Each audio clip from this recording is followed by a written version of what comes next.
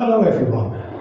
Welcome to the conference room at Herstmonceux Castle, and welcome back to the Beda International Study Centre. Thank you for joining us today. I've been asked by the Queen's events team to remind you that this session is being recorded. My name is Dr. Peter Lowe, and I teach English literature and cultural studies classes here at the BISC. And today I would like to address the topic of lockdown literature and the ways in which the past 18 months may have changed our reading habits and the way we think about the books that we read. Now, I have some slides to accompany this, so I'm going to share my screen with you now and then talk over the top of them as we work our way through.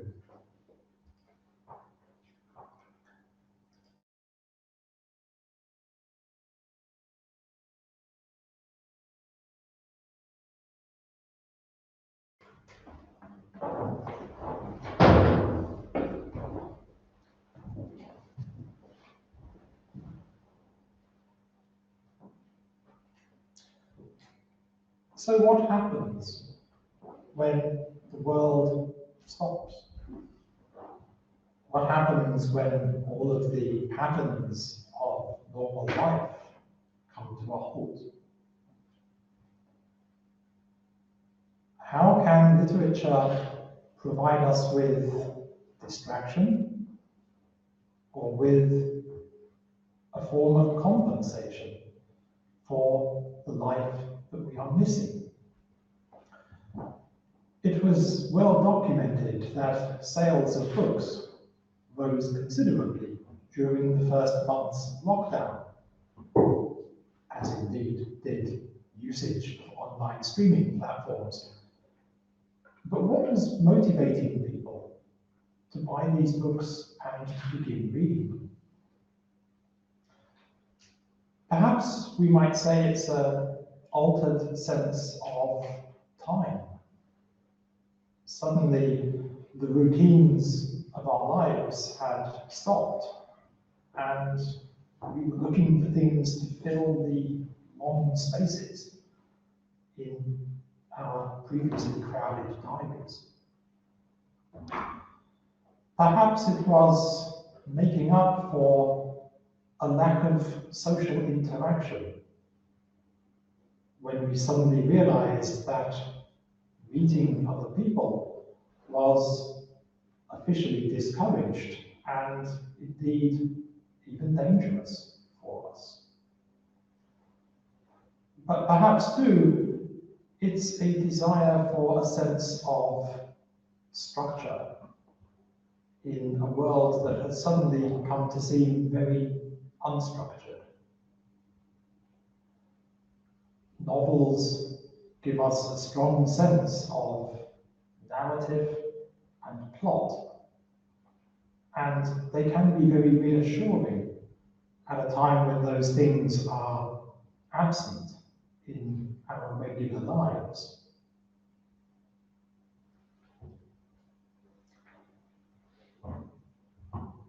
One of the novels that rose to the top of Amazon's bestseller lists in the first weeks of the lockdown might seem to be a strange choice. It is the 1947 novel La Peste, or The Plague, by the French philosopher Albert Camus. Camus, who grew up in Algeria and lived in Paris at the time he wrote the novel, tells the story of an outbreak of plague in the Algerian city of Oran. With attention to detail, he charts the process by which the plague begins to take hold in the city. he records the authorities' reluctance to officially recognize the situation, and he charts the isolation and loneliness of the city's population as they are closed off from the outside world for several months and left to battle the plague amongst themselves. Not perhaps the greatest example of escapism in the early months of 2020, but for Camus, the fight against the epidemic was a symbolic struggle against a universe that seemed to be uncaring and hostile towards humanity.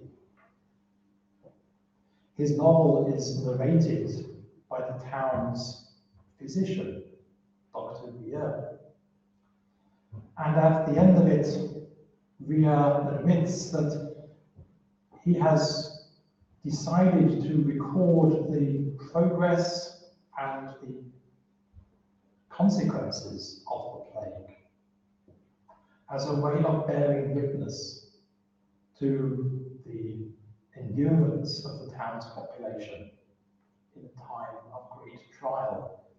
And, as he says in this bottom quote, to state quite simply what we learn in a time of pestilence, that there are more things to admire in men than to despise.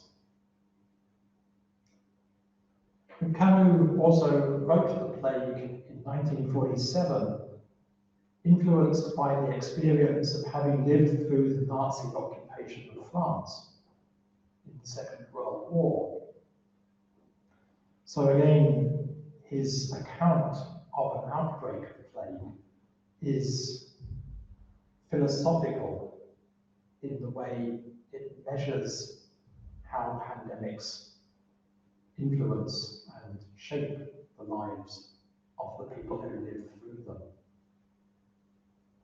An unlikely bestseller, perhaps, but without doubt a very topical one.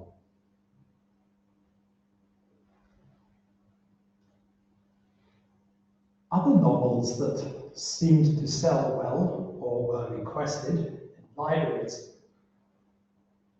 come from this 19th century tradition of the long narrative novel,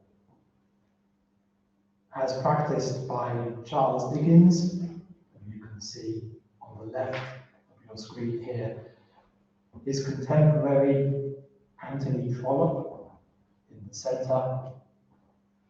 What amazing beards these Victorian men had.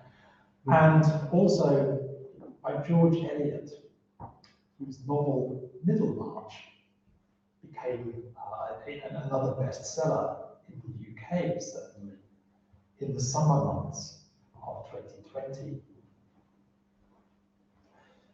If you look at these novels in a bookshop, you'll see that all of them are 800 to 900 pages in length. All of them represent a significant investment of the reader's time. But all of these 19th century novels immerse the reader in a completely formed and populated world. They have a cast of sometimes hundreds of characters, and they take place in multiple locations. And for the reader, they can perhaps provide a fully formed society. Again, at a time when society was something that we had been denied.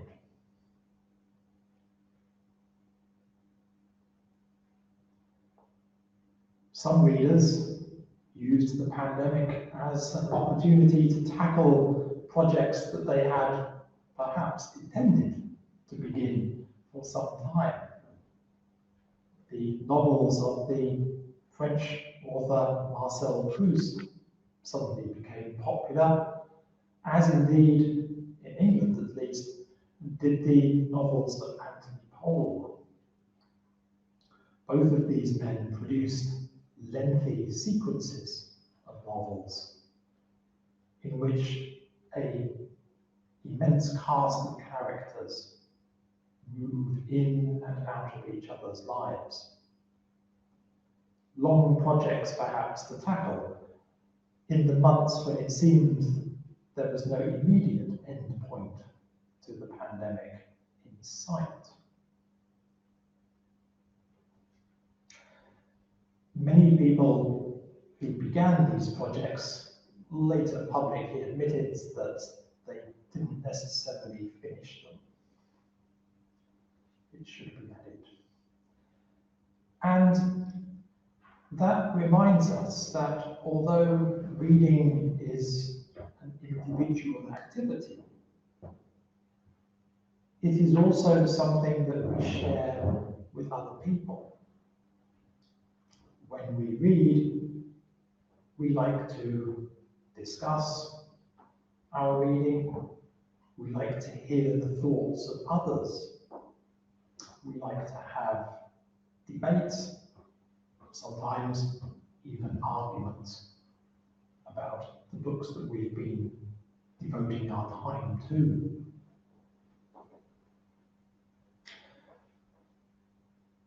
One of the greatest of these 19th century novels, and another book that enjoyed popularity in the summer months of 2020, is the epic War and Peace by the Russian author Leo Tolstoy.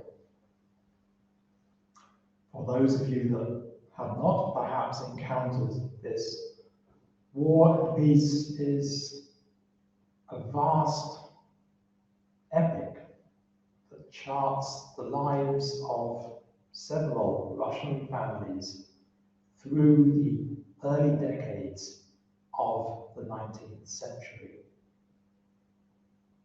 and particularly through the 1812 invasion of Russia by the French armies under Napoleon.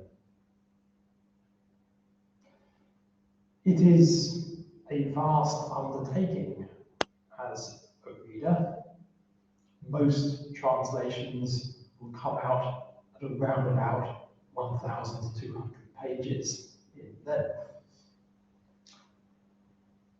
And so the literary website, A Public Space, decided to turn reading War and Peace into a communal activity.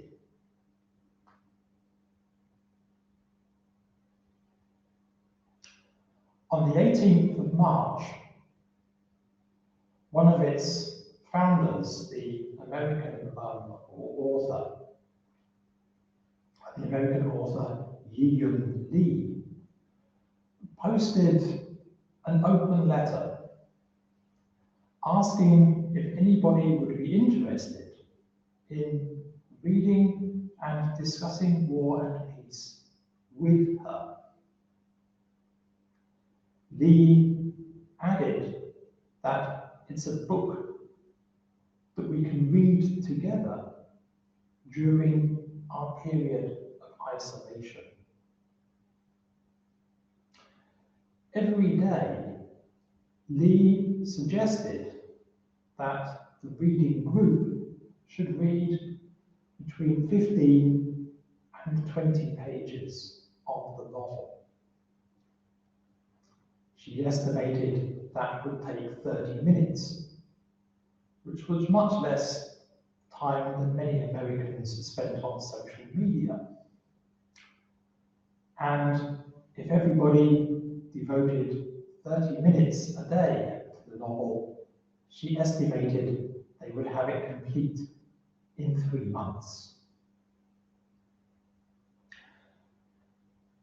The invitation was taken up by thousands of people, around the world, supported by an Instagram account and a Twitter feed and a discussion forum online in which readers could share their experiences and their thoughts about that day's extract. This has proved so successful that a book has recently been published collecting some of those tweets and discussion posts. As Lee added in one of her own contributions, I have found that the more uncertain one's life is, the more solidity and structure war and peace provides. Each reader was individual, but with an online presence, the book became a focal point in people's social lives. And this reminds us of the role that the internet played and continues to play in supporting discussion groups and book clubs, in enabling events that would have taken place in person to take place online. Literary festivals around the world very quickly transitioned to being online events. Online readings, interviews and Q&A sessions with writers. And this enabled them to have a much greater audience than they would have done had they been in person. I say that as someone who attended several events at the Kingston Writers' Festival last year, despite not being in Kingston. Suddenly, it was no obstacle to go to an author's reading or lecture if you were in a different country or a different time zone. And the internet enabled readers to come together in surprising ways that perhaps had not been exploited quite so much in the pre-pandemic era.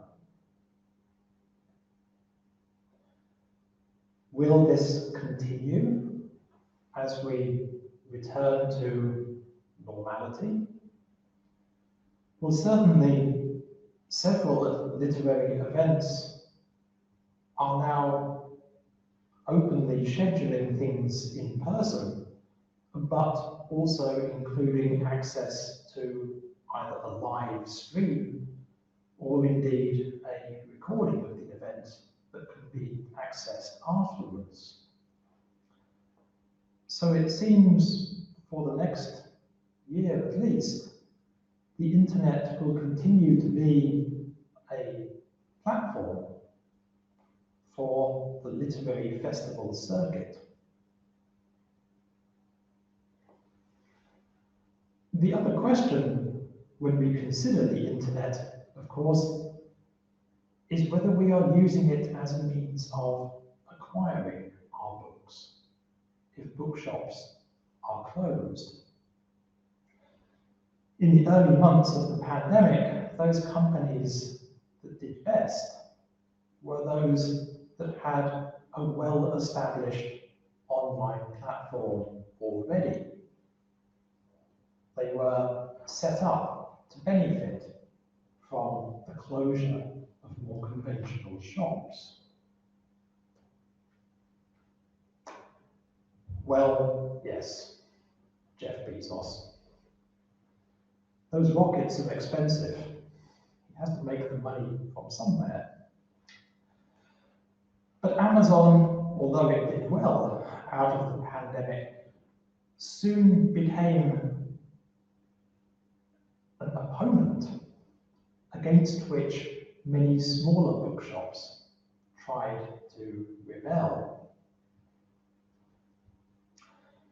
The news soon became filled with how bookshops were finding ways of getting around pandemic closures, offering delivery services, offering to put books in the post, or indeed, in the case of one bookshop in Nova Scotia, to deliver in person to the reader's home, accompanied by whatever drinks they had also ordered from the off-license next door.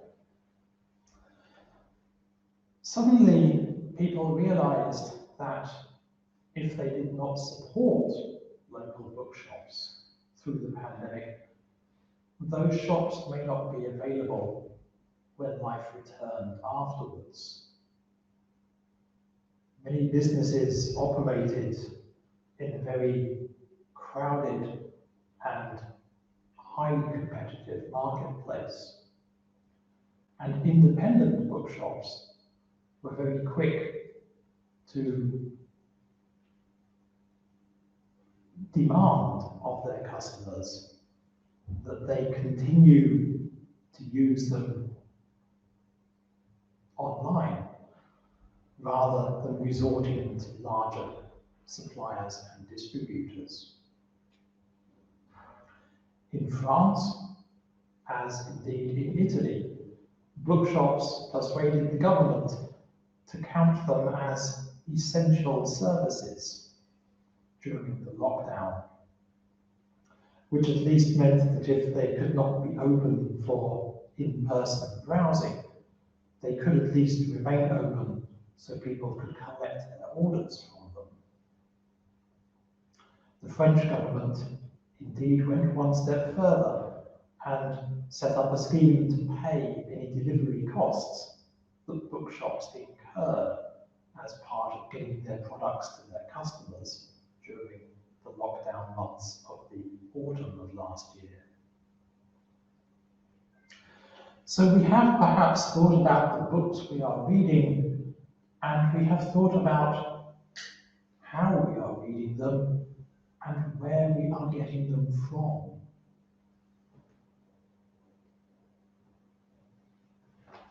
We are thinking about how we operate as readers.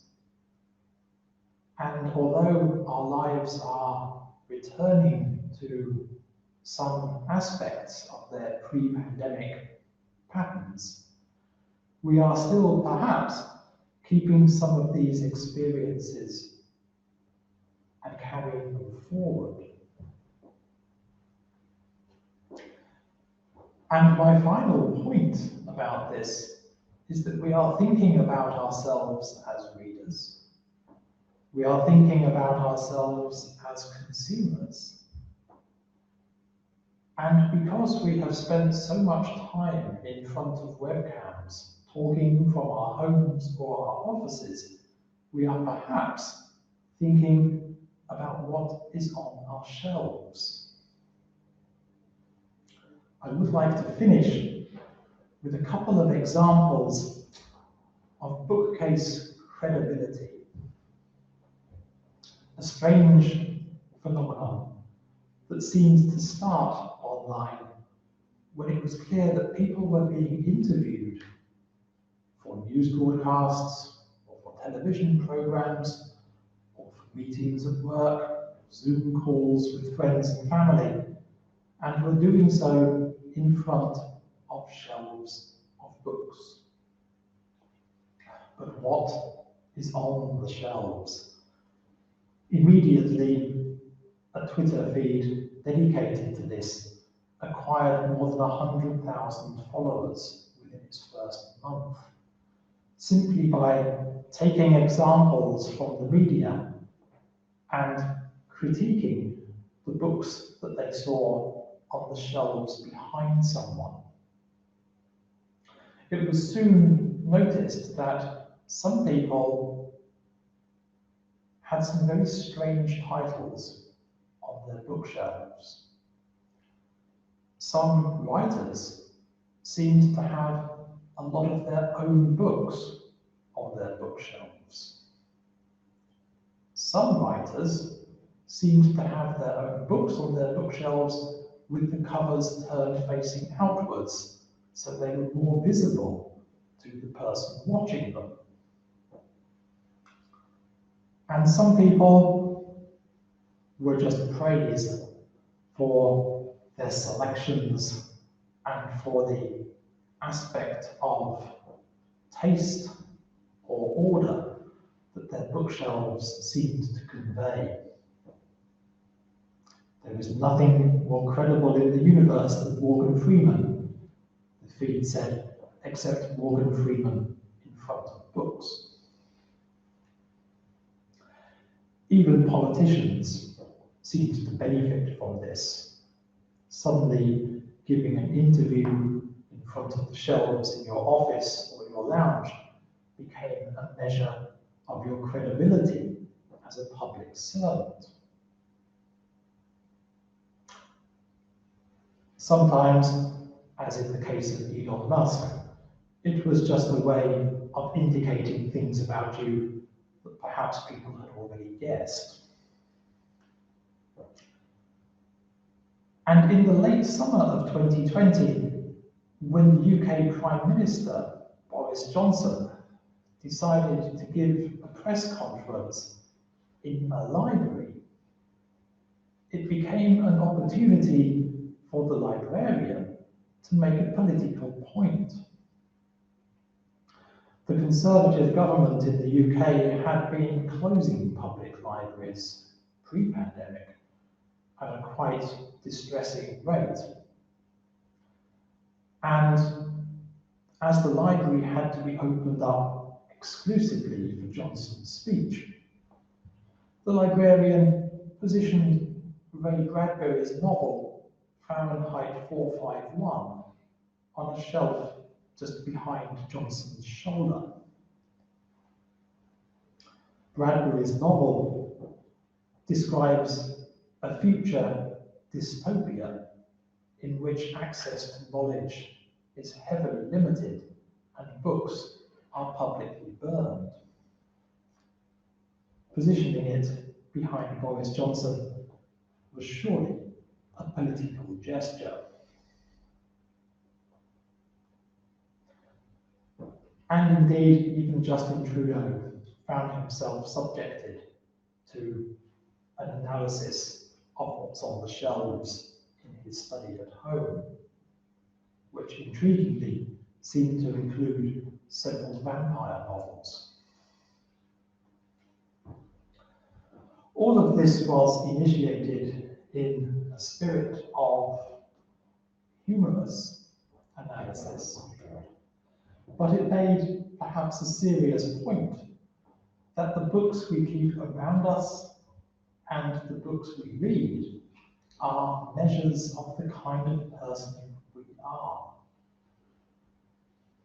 I will finish with this cartoon from the British website Modern Toss, in which somebody is phoning up a furniture store and asking if their bookshelves come with the books already added.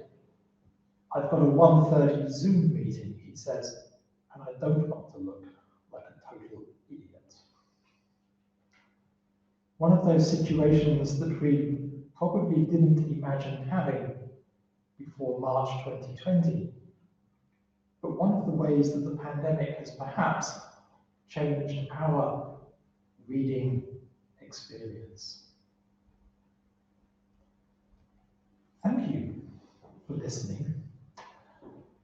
I would like to ask you to use the chat function to suggest any pandemic reading recommendations that you have had. I thought it might be interesting, seeing as we are ourselves a community of readers gathered here, to take a moment and look at what books have perhaps got you through the past 18 months, or what books you have perhaps discovered over that time. So please feel free to use the chat function, and we will conclude by surveying some of the suggestions that you make. Thank you.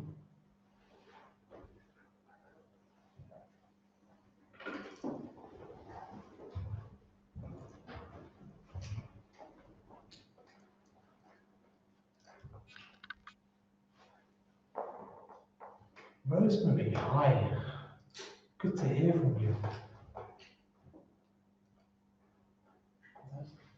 Reading The Midnight Library by Matt Haig. Yes, yes indeed. That was, I think, a popular choice here in the UK as well. Yeah. Any other suggestions?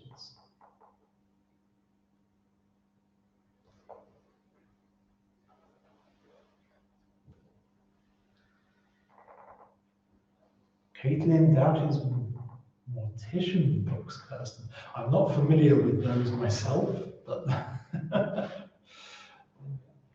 Sally Rooney and Joan Didion, St. Naomi, yes, yeah.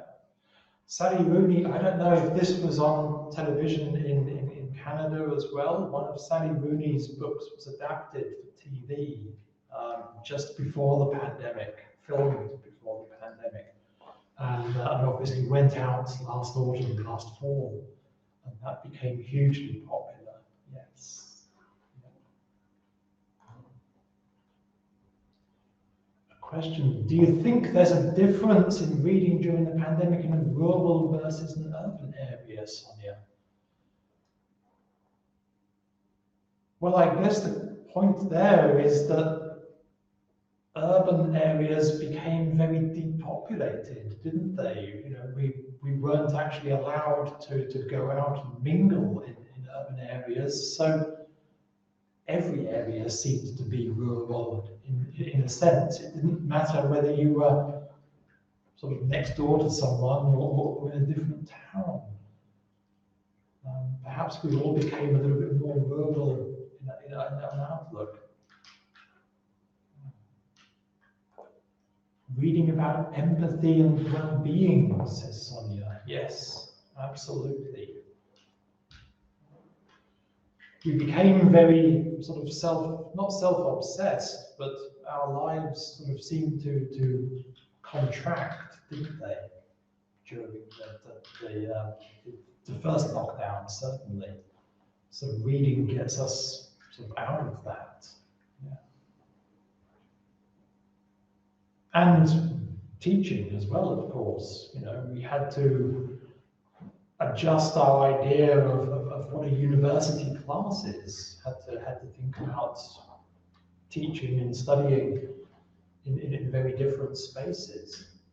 Suddenly, the Beta International Studies Centre became a series of sort of lounges, offices, and bedrooms in which everybody joined Zoom calls to discuss their reading. Very strange. Any other recommendations?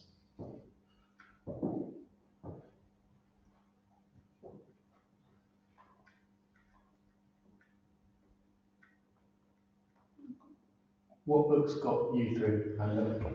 What got me through?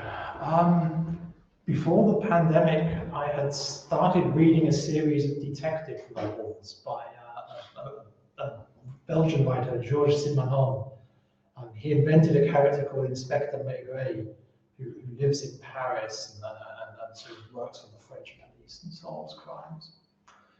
And he was incredibly prolific. There are more than 70 of these Maigret novels. They're not long, each one is about 150 pages. And with the help of my local library, which was closed, but would still post books to you if you sort of requested them, I was able to make my way through that series, finishing just before Christmas last year, which wasn't as good as sort of living in Paris, but it gave you a nice sense of being there, even virtually.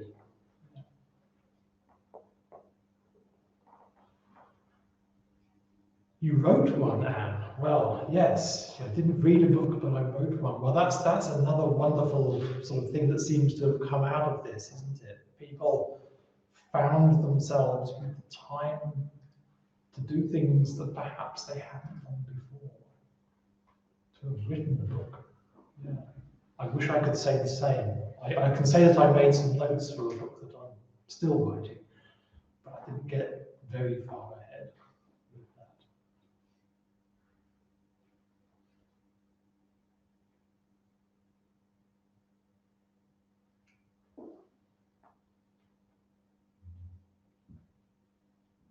Song for a New Day by Sarah Pinsker, Kathy. I must admit I'm not familiar with that one, but I will certainly look it up. Yeah. Came out not long, and about the effect on live music. Well, that is indeed another sort of industry, isn't it, where we've had to think about how we consume music and how we support the people that make it, given that live music is such a huge part of that, yes. And not something perhaps that translates to going online quite as easily as literature does. Yeah.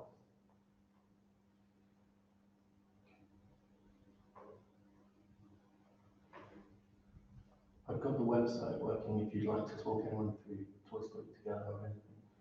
Oh, have you? Yes. If you'd like. The Tolstoy Together website is particularly sort of interesting because they are relaunching the Tolstoy Together project for this fall.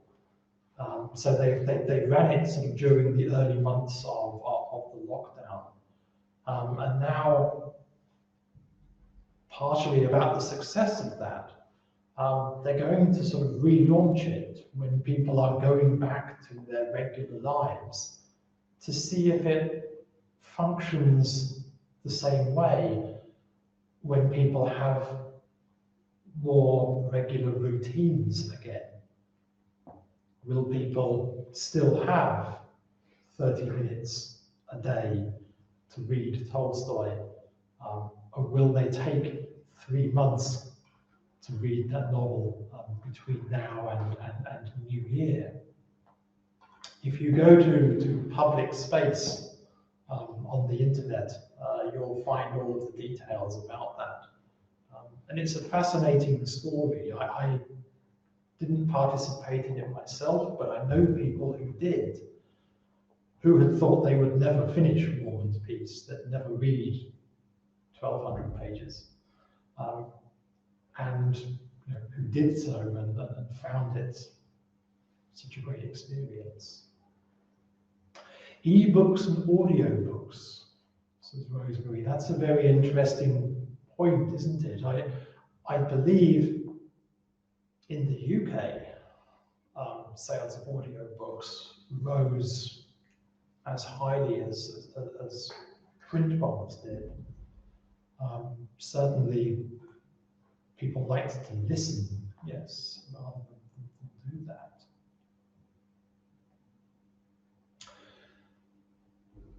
Kirsten. Well, as a frontline healthcare worker, we should be applauding you for your work during the pandemic. I sincerely hope that you have more time for reading in the future than you've had in the past 18 months. I would never feel guilty about looking at the books on my shelves. I would always regard that as just a future possibility that I can go back to. And Sonia's point, browsing. Browsing is limited during the pandemic, yes. And that is perhaps one of those things that you cannot copy online, isn't it? If you know exactly what book you want, you can order it and request it. But you cannot simulate that moment where you're looking along the shelves in a shop and you just find something that you didn't know was there, but that feels just what you needed at that moment. And I think that's hopefully something that we will always have, that possibility of discovering a book rather than knowing about it and just sort of finding it through an algorithm or a database.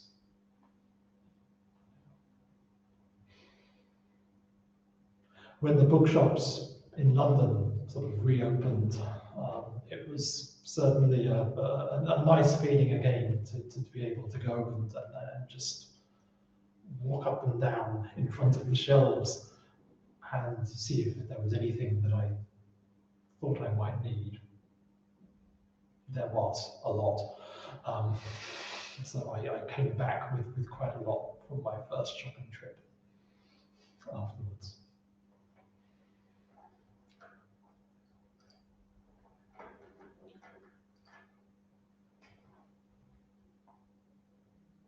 Any other questions or recommendations?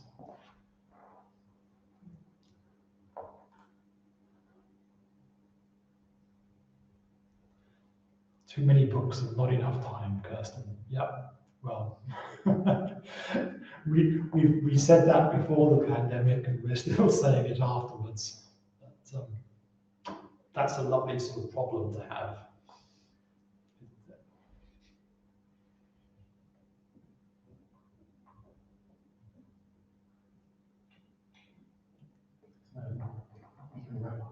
Well, I believe not enough time is our situation at the moment. Our time is almost up. But I would like to thank you all for coming along and joining me this afternoon.